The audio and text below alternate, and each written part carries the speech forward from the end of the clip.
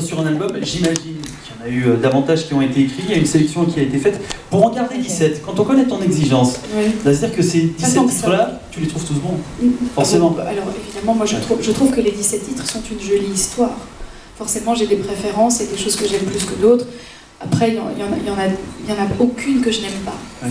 Ça c'est vrai. Mais tu sais, je pourrais dire ça de tous les albums que j'ai faits. J'ai jamais été forcée de mettre une chanson sur un album ou mal à l'aise avec un titre que les gens ont aimé. Moi, je continue de chanter Je t'aime avec le même amour et avec la même intensité, parce que je sais que cette chanson-là m'a mise au monde d'une certaine façon.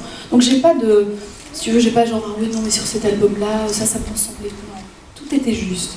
Et c'est vrai que le secret est particulièrement intègre par rapport à ce qu'il raconte. Et le disque est sorti le 15 avril, Oui. numéro 1 des ventes. Applaudissements, s'il vous plaît.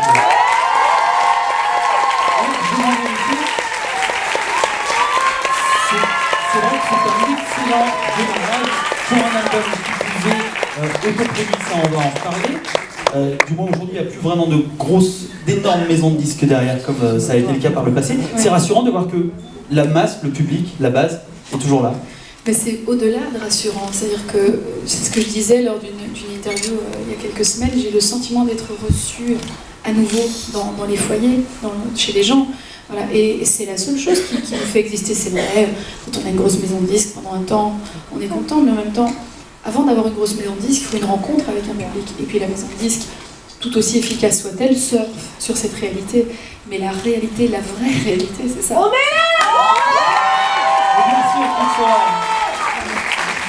Et on est toujours attendu par les fans, on est toujours attendu par la critique quand on sort un nouvel album. Je vais faire durer ma question, tu peux te moucher. C'est horrible, je sais.